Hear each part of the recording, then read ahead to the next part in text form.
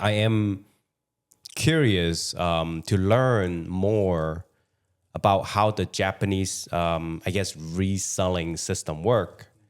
Because Pokemon Company doesn't directly distribute to anybody. So how do you guys source product to then, sell to US market?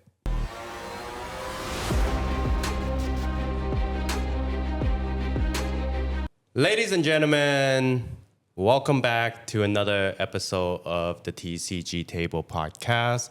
My name is Alan Lee, and I am your host. I am also known as Pokemon Hero TCG on my Instagram. Today, I have something very special for you guys. So, as you know, here at the TCG Table, we're always trying to strive to do something better. We want to be the hottest, the most controversial TCG podcast out there. So we're always thinking outside the box, basically, right? So without further ado, for my guest today, we are doing something very special. As you guys can see, we have a couple of people over here. So let's introduce them. The first one I want to introduce is my good friend G over here. He's actually going to be acting as a translator to help us do some translation because it's going to be involve a lot of Japanese for this episode. But the main guest today come all the way visiting us from Kumamoto in Japan. He is the owner of the Royal Card TCG Japan brand, and he's one of the most well-known overseas Pokemon distributor in Japan, and he's a good friend of mine. Taiki, kudos. How are you doing, my friend? Hi. こんにちは。Konnichiwa. お願いします。Yeah. So you guys probably wondering, like, what is going on here? How are we gonna do this? Again, I'm gonna have my good friend G here to help me translate. So for those who is watching and listening, you guys can kind of pick up the conversation as we go. We've never done anything like this before, so please be a little bit forgiving with my edits, with the audio quality. Hopefully everything goes well. We're going to try to do everything as much as one take as we can, and we're going to have some fun for the next hours. Okay, guys? Let's get started. Okay. First, as usual, I love to tell a little backstory because I think every story is unique. So today, you guys already know, I'm going to start with how we meet. But again, I'm going to try to help out a little bit here. I'm just going to give the little context here. How I actually end up meeting Taiki and the brand Royal Card TCG Japan is because when I first got into Pokemon with my daughter, I was watching Pokemon and I was trying to start a e-commerce business. Just like everybody else, it's just like he suggested. So shout out to you if you're ever watching this. First thing I did was go on Facebook, like look up these Facebook group to see where Japanese distributor comes from. And of course, I found dozens and dozens of them. Long story short, I was able to kind of connect with Taiki here. We started doing some business. It started with Terrestrial Festival. I bought a case, got through PayPal. Everything went well. Super smooth delivery. And then I went to Japan and we're just having conversations. And one thing leads to another. Like over the past 8 months, we've done so many business together that, we just became friends. And now he's visiting me and we're doing a podcast. So again, guys, it's really crazy how you can create these connections. So hopefully, that, fits well with you. So, G, maybe you can kind of explain that to him for me a little bit. 今話してたのがどうやってお会いしてたってことと、テレスタルフェスティバルの時に最初に会って初めて会って、でその後で日本で会ってまたこういう友人の関係になって今ここに来てらっしゃってるっていう話ですかね。そうですね。やっぱこう最初ズームした時に同じ情熱を持った人だなっていうふうに思ってパッション。I picked up that much, guys. で意気投合してでこういうふうにポケモンカードでのビジネスで今一緒にやってるって感じ。He says you guys met on Zoom call initially. You guys have the same passion, vibe together well, and So now you guys just working together now. Yeah, I remember the Zoom call because I was so naive at the time. I was like, hey, can you guys put Japanese product in my house as a warehouse? And we had this like hour-long conversation, and I remember at the end I was like, oh wait, I forgot to show you what my house looks like. I didn't want you to think like I live in like a dump, So I had to like show what my house looks like, and then they felt a little bit more comfortable. And again, here we are. So yeah, so hopefully that I didn't lead you guys down the wrong path. So that was good. Yeah. 最初の時はアランさんがちょっと素人っぽくてなんかカードをなんか自分の家を倉庫として使って買いたいとかいう話をしてて、その時はなんかこういう家だと知らなくてちゃんとした家だってことを分かってもらって、まあそういう話です。はい。Yeah, you guys took a chance on me. Yeah, thank you. Okay, let's get into it. We got lots to talk about. First question I have for you is, how did you become a Pokemon distributor? What was your process, and what leads you to wanting to do this full time as a distributor? はい、どのようにしてこのポケカのディストリビューターになったのかっていう質問。まずその最初やっぱり僕が1996年の時小学校5年生の時にゲームボーイから始まって、リザードンと、不思議花から始まって、ずっとゲームボーイの中でやってきたものがカードになって、そこから夢中になったんですけど、そこからやっぱアメリカにとの交流というか、アメリカでも販売ができるし、こんな世界でポケモンが流行ってるっていうのを大人になって知って、今こういう仕事でもできてるようになってるって感じですね。It started in 1996 when he was a year 5 in primary school, so that's like maybe 11 years old. So that's when he started playing the Game Boy VG video games, Red and Green. Red and Green. Eventually, the video game became Pokemon cards, and he got obsessed because of that. Just his favorite game turned into a card game. Wow. Once he grew up, once he became an adult, he started realizing there's like a market for it internationally. Yeah. So now it's his job. Wow, that's really cool. Like it's just crazy how Pokemon touches so many people in the world, right? So I think first questions leading into it is for people who are brand new as a vendor, maybe just getting into the hobby, and maybe English cards is really expensive right now, or they cannot find any. If they want to get into the Japanese market, buy Japanese cards, walk me through, how do you guys handle transaction? Obviously, when I did it, I just talked about it, right? I went to Facebook, we connected, but I would love to hear from your perspective as a distributor. Are you scared sometimes that people are scammer, cheaters across the world, right? Like, how do you manage that entire process? まず一番大事にしてるのは信頼関係。Most important is trust. Right. 長くただ売り買いするって終わりじゃなくて、長く人間として付き合うことができるのかっていうのが一番重要ですね。So it's not just about like transaction, just buying and selling. It's about building a long-term relationship. Yeah. That's the most important thing. Yeah. 日々のそういうやり取りの中で感じ取っていく。So yeah, what's important is like the daily interactions you have and the daily, like I guess the vibes you get off of each other. That's like the most important thing. Basically, just relationship. Yeah. Okay. Have you ever run into a situation where they were scams, and then how do you deal with something like that? あります。Yeah. Has been.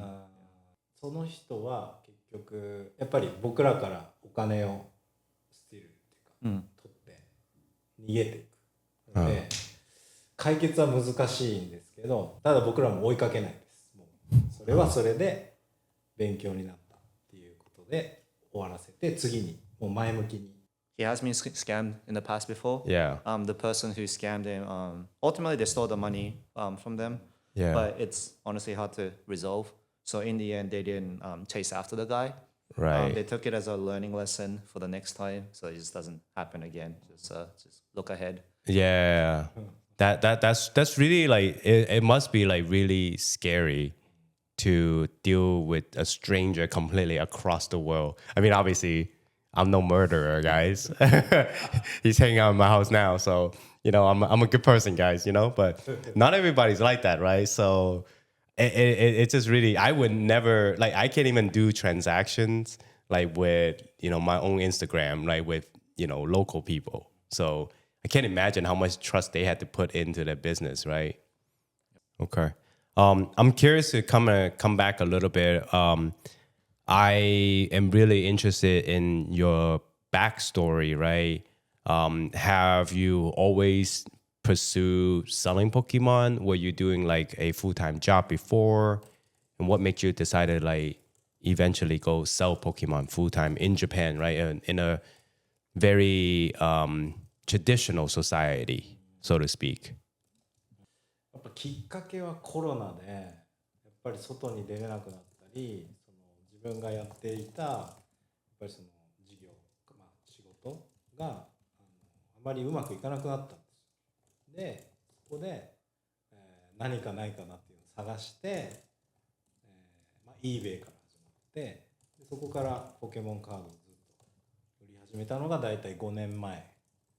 The reason why he got into the whole business was because of coronavirus. People were stuck COVID. at home during that era, and the job he had back then wasn't doing so well because of it. Right. So he was looking for something new. So he started with eBay, just selling Pokemon cards, and this was 5 years ago. Wow, that's crazy. Obviously, you found some success selling eBay. What made you go from selling on eBay, which is a pretty secure, to like just venture full time into like selling to American across the ocean? Like when did you make that change?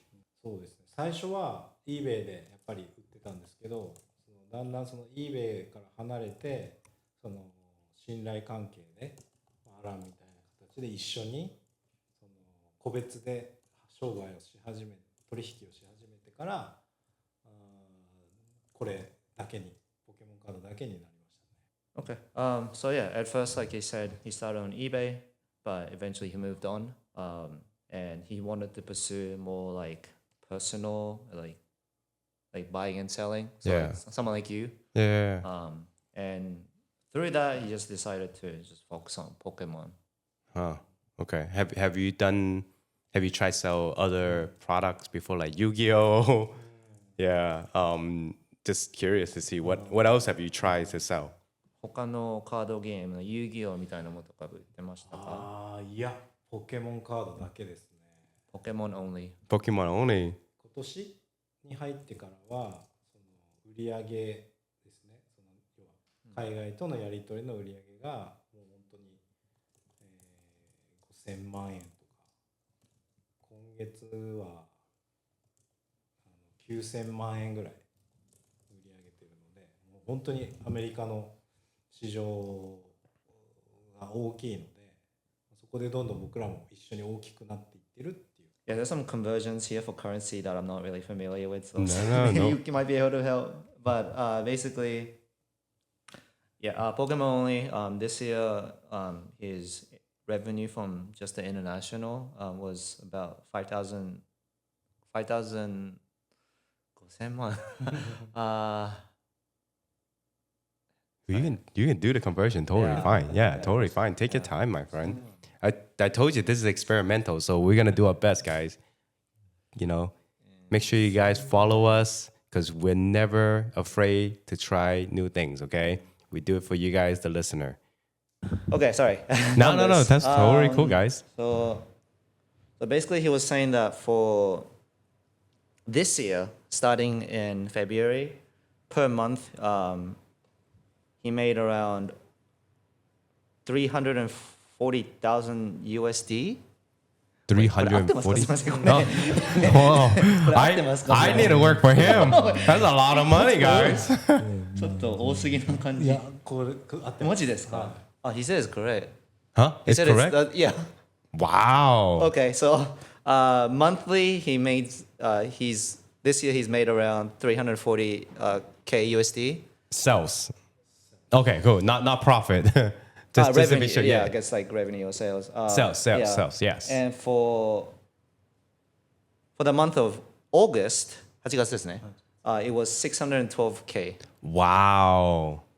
That is a crazy revelation for me, even. Like, I have never actually dived into the Japanese market number, right? So that's really fascinating. And I'm sure a lot of viewers would love to understand that, right? So just the detour a little bit, right? That number to me, like, it's very significant. And it tells me how strong the Pokemon market is. I'm just curious in like maybe jumping a little bit ahead here, right? How do you guys feel about is that kind of business sustainable? Do you guys, you know what I mean? Like, do you think that it will like die down soon? What's your thought on like how much money is being captured in that market in Japan right now? ね、なくなっちゃうのか。そうですね。僕は長く続くと思います。っていうのも結局ポケモンカードっていうのが来年で30周年アニバーサリー。Yeah. だからやっぱりこの趣味っていうのは40年50年って続くと思うので、その中でも僕だけじゃなくて僕の例えば子供とかもこのポケモンのビジネスをすることもできるでしょうし、そこは信じてます。Guys, shout out to G. He's working extremely hard to translate for you guys. All right, I'm gonna show his Instagram later. You guys gonna be surprised. I need all of you guys to follow his Instagram later that we pop up. All right. So yeah, personally, he personally thinks that this business will last long, especially with well, next year is the 30 years anniversary for Pokemon TCG. Yeah. And he thinks his hobby is going to continue on to like the 40th year, the 50th year. So like full confidence there. Not just like full confidence for himself that it will last, but he thinks that the next generation, like his kids and stuff, he thinks that they'll be able to do like the same thing, and this market will exist. Awesome. And I hope Mr. Taiki here gets to kind of enjoy many years of that business and become. We have an inside joke, right? He's the criminal boss here, man. He's the big Yakuza man. So, no, we love it. We joke around. Even in different languages, we joke around, guys. Okay. So, now I kind of want to understand, obviously, profit would coexist with the sales, right? So, you guys are doing well. That's really good to hear. I am very curious, and I think a lot of people watching or listening are also curious that how does the Japan market work? Because Pokemon Company is there, right? They have many physical presence, locations, so it's not like you can just sell booster box or things that they manufacture and they sell in the store.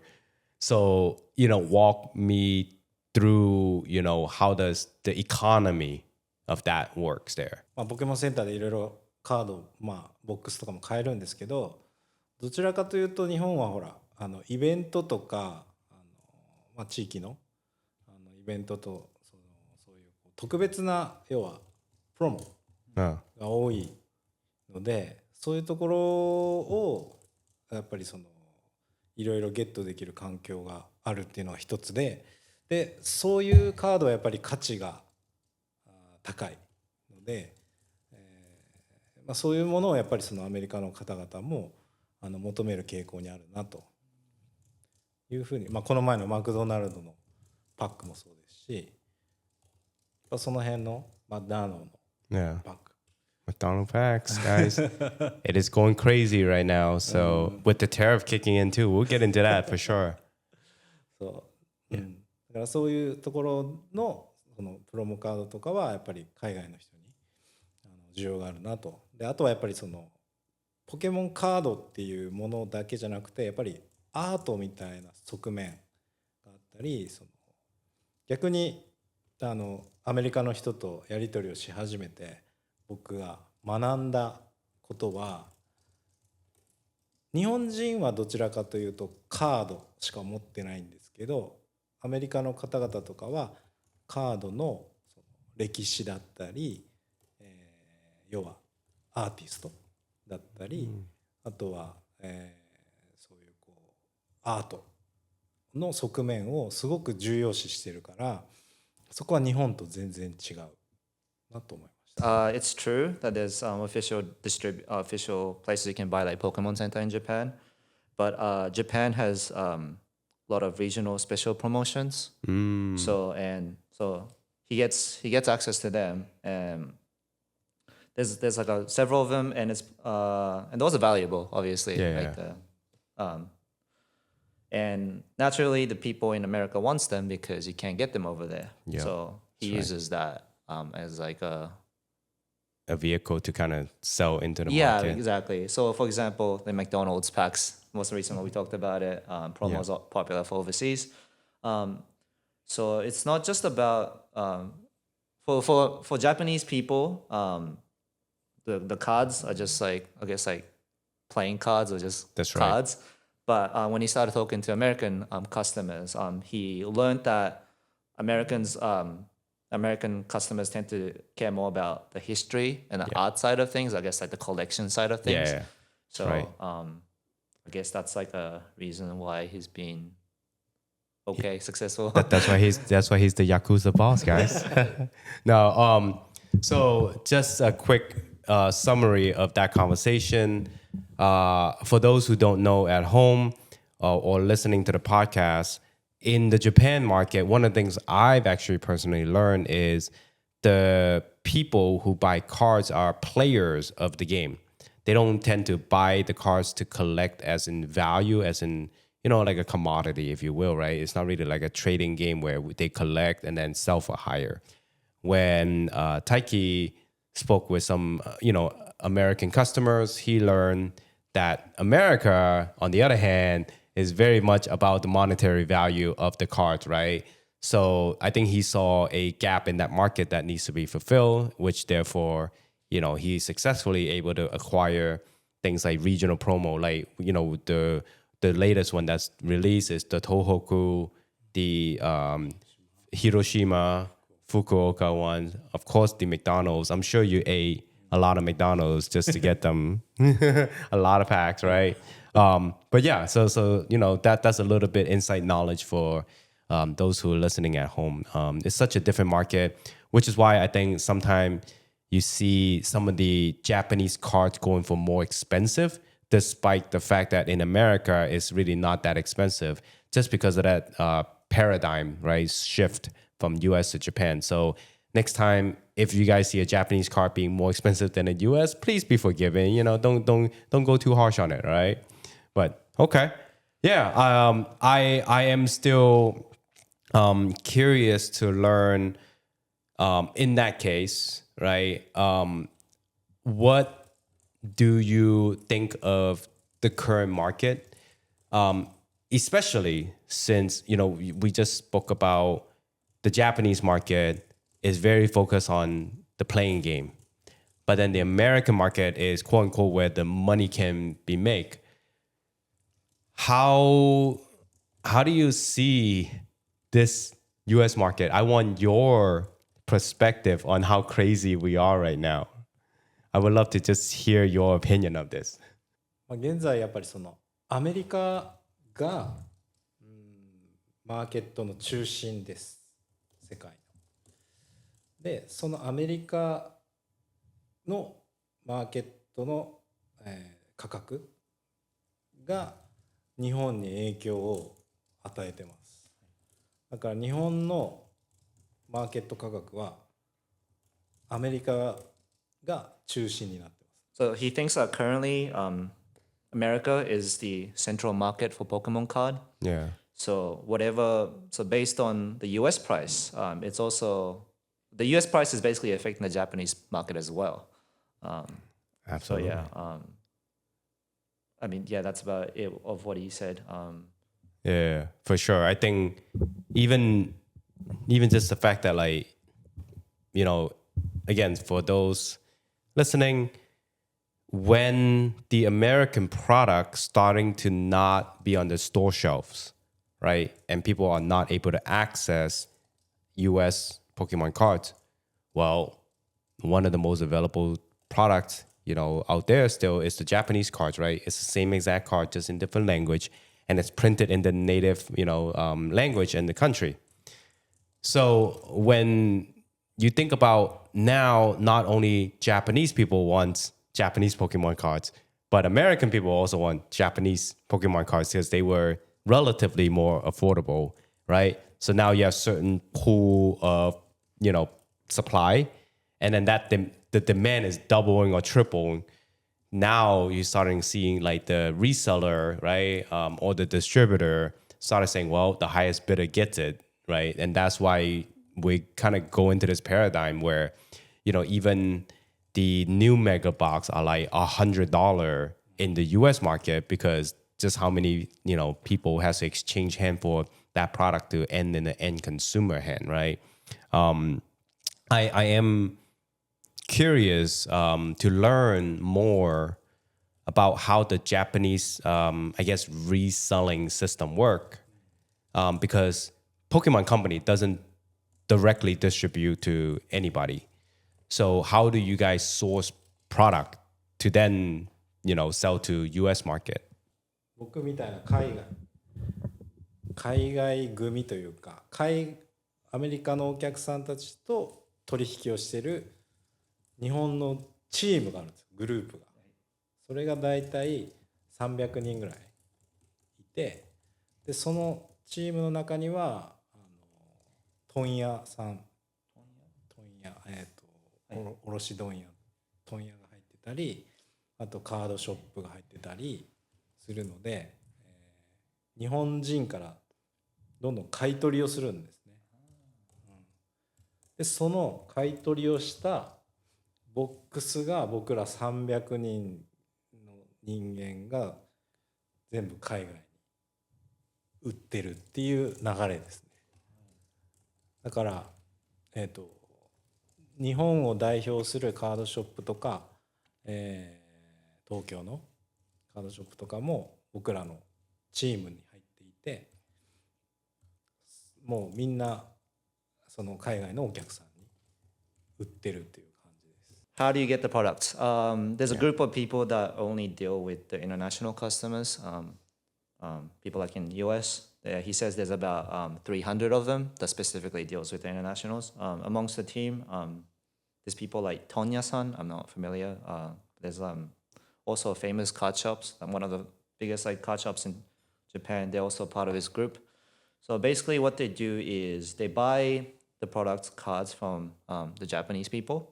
And with the purchased items, the team of 300 of them, they sell it to overseas customers.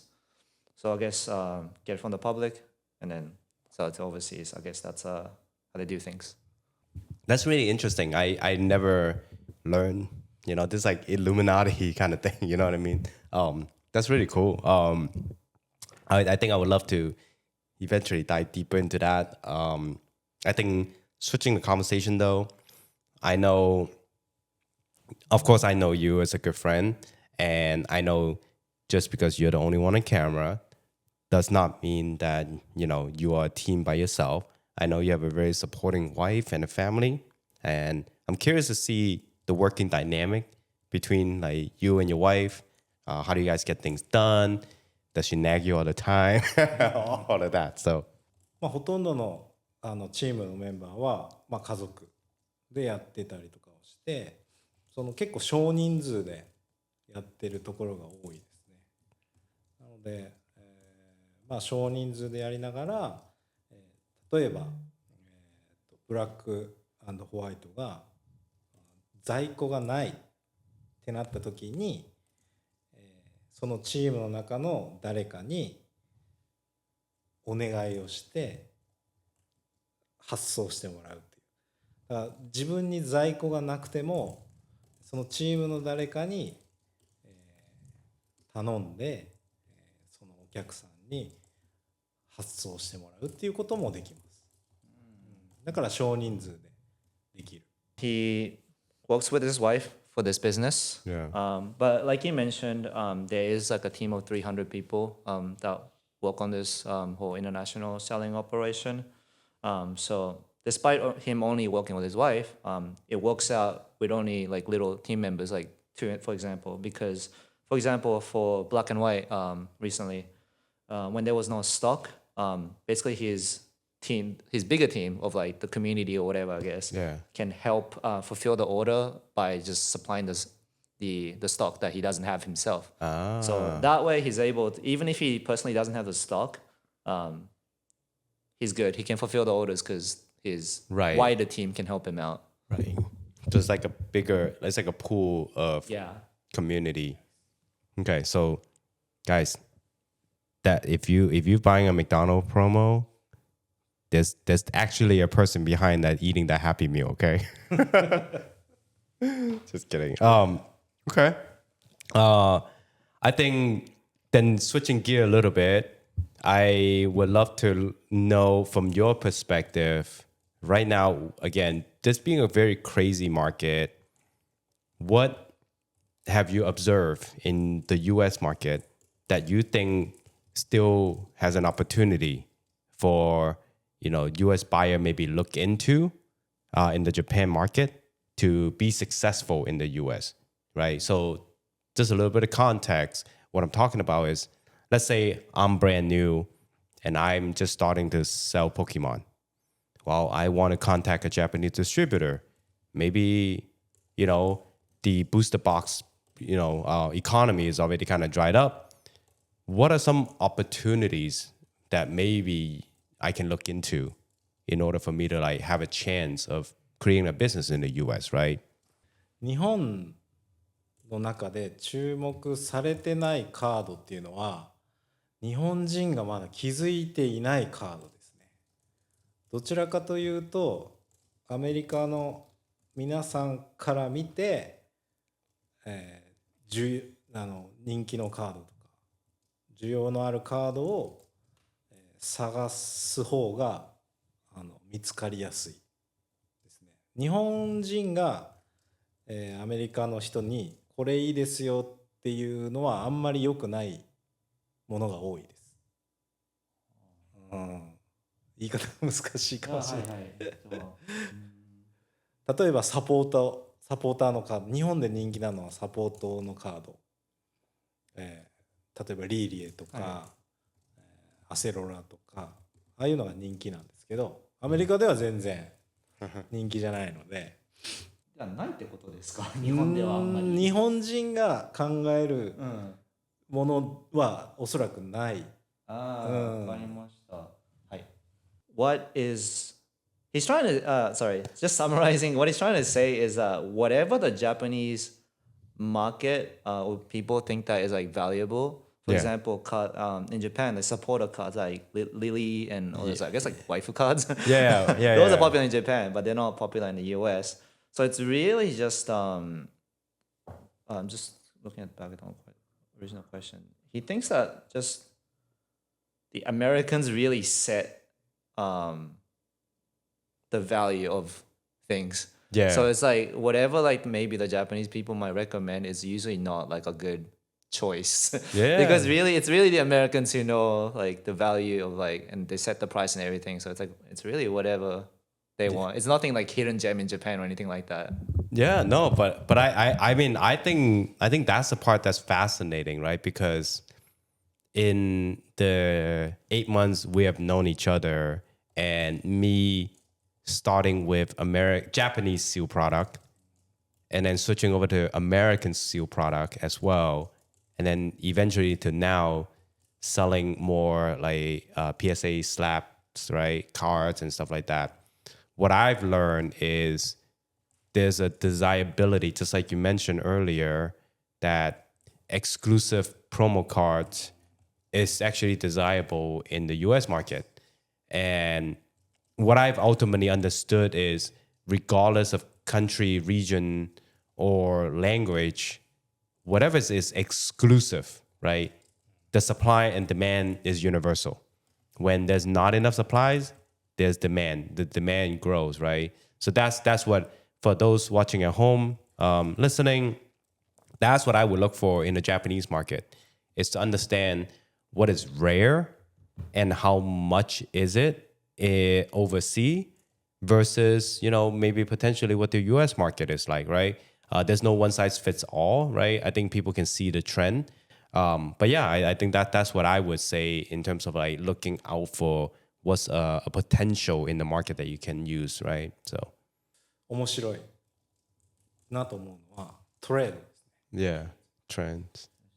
日本にはないので、 Huh.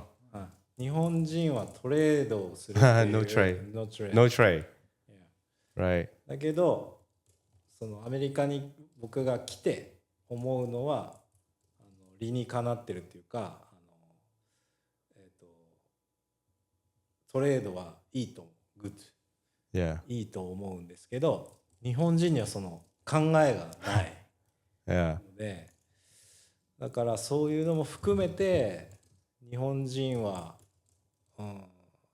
アメリカの文化を逆にポケモンを通じてアメリカの文化をそういう学ぶことは結構大切じゃない。あとはそのああいうこうカードショーもない。 Nah, there's no car show in Japan, which is something fascinating I learned, right? I'm like, wow, that's really でも odd. 日本でやってトライしてみても面白いと思うし、それはやっぱり実際に来てみないとわからないので、それはありだなと思う。だからその世界大会は日本の横浜で1回しかやったことがないので、そういう文化がやっぱアメリカに合ってる。 So I think you actually picked up on most of those. But when he came to America, the thing he found interesting is the culture of trading. Yeah. Japan does not have a culture around trading. He thinks that trading is a good thing, but I guess like the people in Japan don't really think about doing that for whatever reason. But he thinks that he thinks it's important for the people in Japan to learn from the people in the US. Like the important, like learn the culture of like trading and like the importance of it. He thinks it's like something that should be valued over there. But having said that, there's no card shows in Japan. And like to like gain that interest, he thinks that like someone has to like experience a card show in person.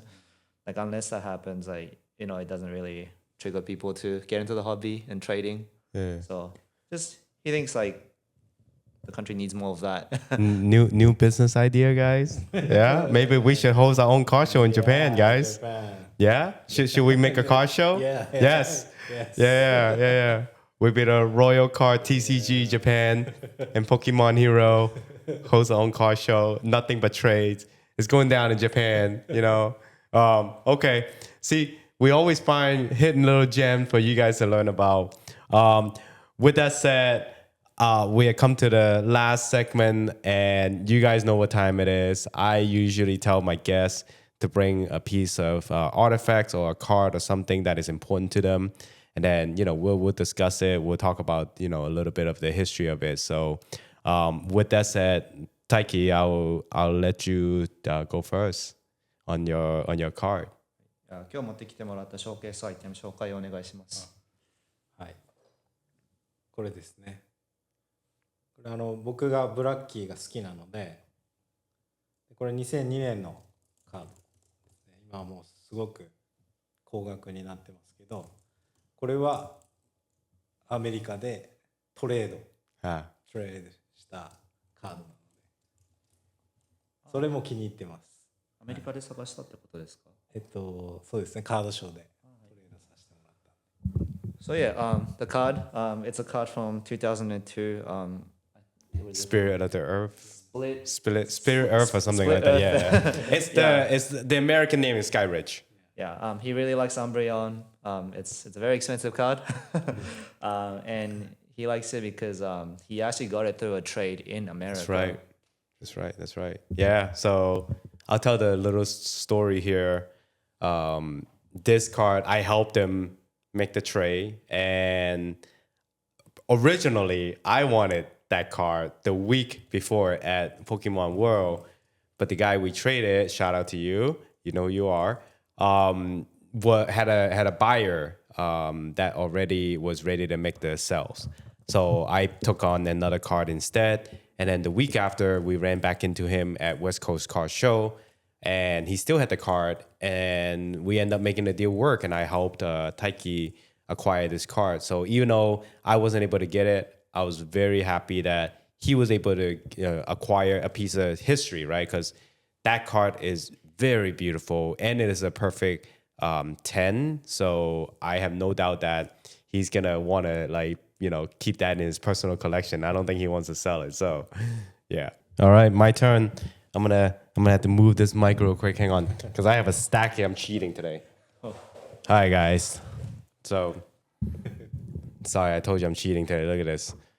Okay, so what I've decided, I've actually thought a lot on what card or what product I want to kind of showcase today, but I actually completely forgot about this entire set of cards, right? So this is actually the entire evolution that I actually opened from all the cases that I bought from Taiki. So at first, when I first got into the hobby, I didn't think I was gonna do this as a full-time business.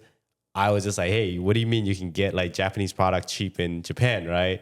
So I was like, okay, let me buy like 2 cases and let me just rip them all, right? And I'll sell whatever the rest is. I just want to experience. So here, I ripped it with my daughter, and we got a bunch of, evolution because there's 1 SAR per box because of a high class box. So I took all of these, and at the time I was just getting into grading. So I wasn't looking for monetary value, which is why I decided to go with Tag, the company. So shout out to Tag, the company, because they were offering like a 7, I forgot what it was, like a 10 business day return at the time for cards. It was very enticing to me. And of course, their slaps looks really great. So that really helped. So I'll just showcase one by one. Starting, actually, let me start backwards here. Maybe I can. Okay, so I got the Eevee, right? I got it in a Tag 10. Spoiler alert, all of these is a 10. So, and then the other Eevee Dessert, also a Tag 10. And let's see, okay.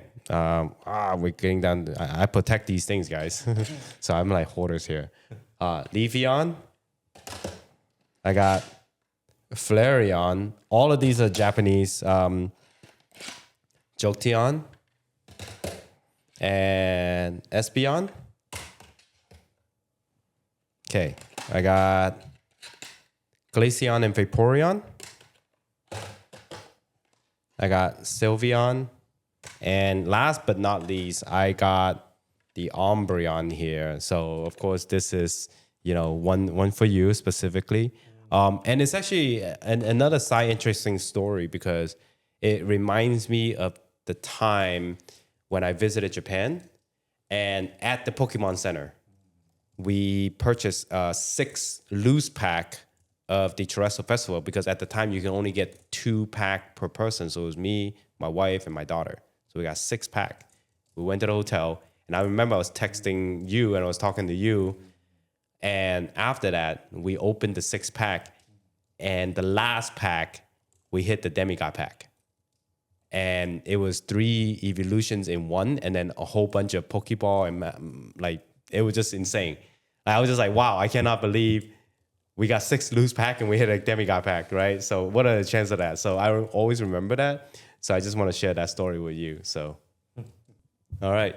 So with that said, we gave a really good experiment today.